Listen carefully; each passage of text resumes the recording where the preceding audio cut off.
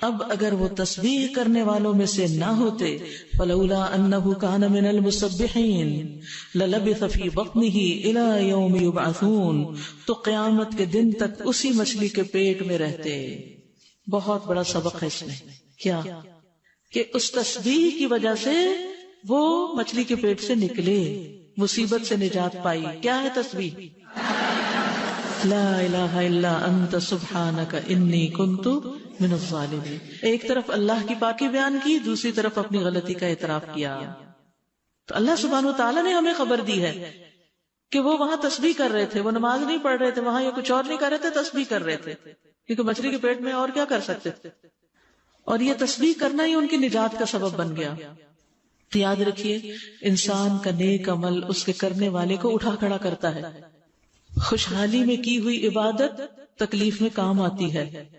جیسے عام دنوں میں اگر آپ اچھی غذا کھاتے ہیں نا اور آپ کی امیونٹی اچھی ہو تو اول تو جراثیم اثر نہیں کرتے، اور اگر کوئی انفیکشن ہو بھی جائے تو آپ جلدی ریکور کر لیتے ہیں. ادروائز کیا ہوتا ہے، اسی لیے آپ دیکھیں کہ بڑھاپے میں ریکوری بہت لیٹ ہوتی ہے، کیونکہ طاقت نہیں ہوتی جسم کے اندر. جسم خود فائٹ کرتا ہے نا بیماریوں سے، تو کر نہیں پاتا. تو یونس علیہ السلام پہلے بھی نیک کام کرتے تھے، بیچ میں تھوڑی سی غلطی ہو گئی، اور جب مچھلی کے پیٹ میں گئے تو کہا اللہ میری غلطی، مجھ سے قصور ہوا. تو اللہ تعالیٰ نے ان کی سن لی. تو نیک اعمال جو ہوتے ہیں وہ انسان کی مصیبتوں کو دور کرنے کا ذریعہ بھی ہوتے ہیں.